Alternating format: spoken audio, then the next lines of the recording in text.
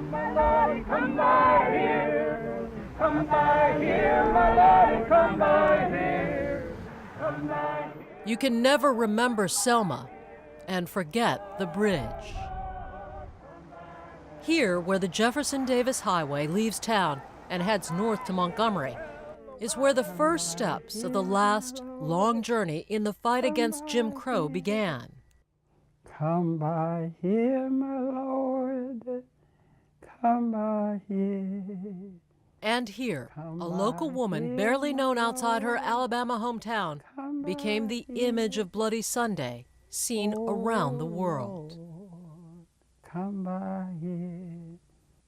Today, Amelia Boynton is 103, but she clearly recalls the terror that day. As officers tried to stop the marchers demanding the right to vote.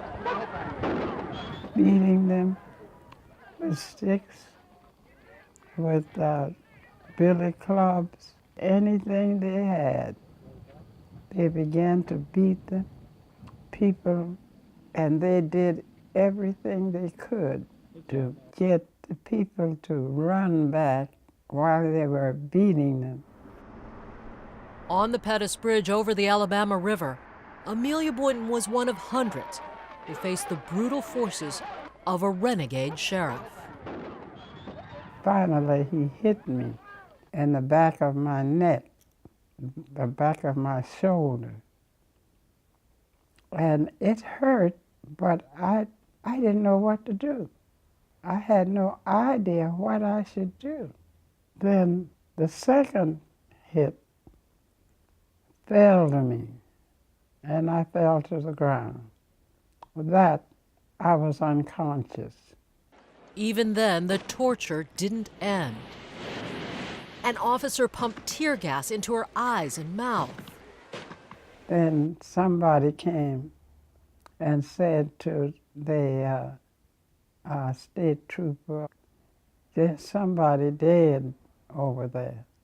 And he said, somebody's dead. If anybody's dead, we are going to let the buzzards eat them. But Amelia Boynton didn't die. This is the never-before-published emergency room log at Good Samaritan Hospital. Among the 17 injured, Amelia Boynton, tear-gassed. Her image on front pages across the country, along with the others beaten that day, inspired another movement. You're a minister from the North, a white guy. You had no stake in this. Why did you come? I knew that things were wrong in Selma. I saw the broadcast of Bloody Sunday.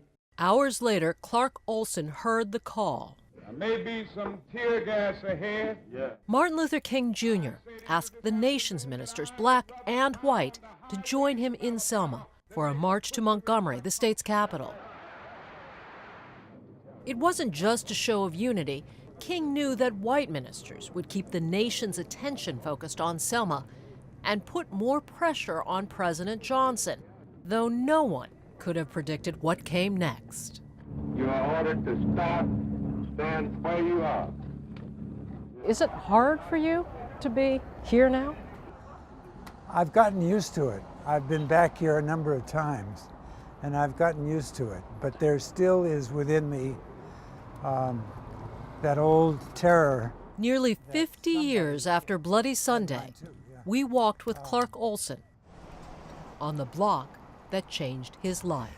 This was Walker's Cafe.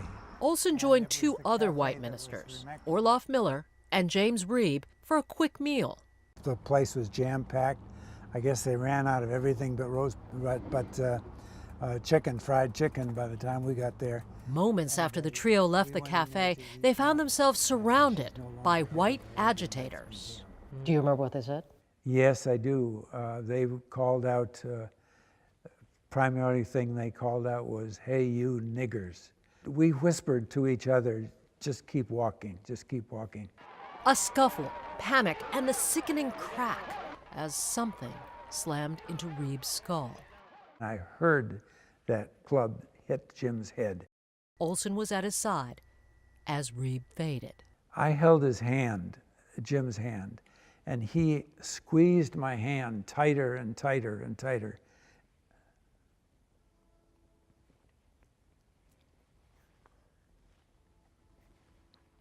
As the pain worsened in him.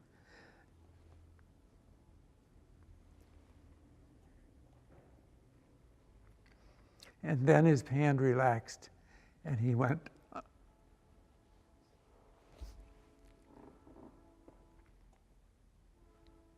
He went unconscious.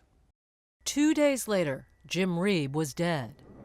At Selma's Brown AME church, protests turned to prayer, and the fire that time spread across the nation. Thousands of people gathered in places like Boston and Chicago and New York and San Francisco and so on. Thousands of people gathered just to keep vigil. And then when he died, again, thousands of people gathered. It's a moment Olson sees echoed today. I can't breathe! I can't breathe! Hands up, I can't breathe. What do we want? Justice!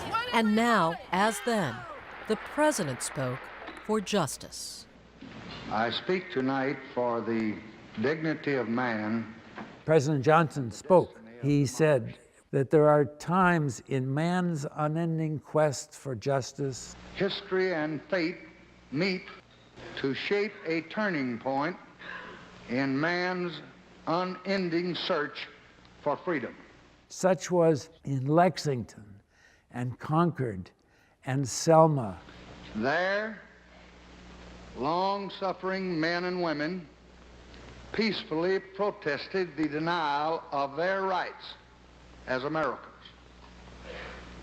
Many were brutally assaulted. One good man, a man of God, was killed. That was Jim Reeb. 70 million Americans tuned in to see Johnson urge Congress to pass the Voting Rights Act. Despite an invitation, Dr. King did not attend. He was at Brown AME, giving Reeb's eulogy. God still has a way of bringing his word out of evil. James Reeb may cause the whole citizenry of Alabama, transform the negative extremes of the dark past into the positive extremes of the bright future. You want to come by here? Well, the water needs you want to come by here. Justice has traveled a slow path toward that bright future Dr. King spoke of here. The marchers did finally make their way to Montgomery. Johnson was able to force through the Voting Rights Act. Amelia Boynton lived to see her community guided by black leaders. And in time, a humble pastor from a faraway place was remembered on the corner where he became a martyr. But that's the guy you remember. That's the guy I remember. Bow tie. Yeah. Not at all a commanding presence. Not heroic. Not heroic. Not heroic.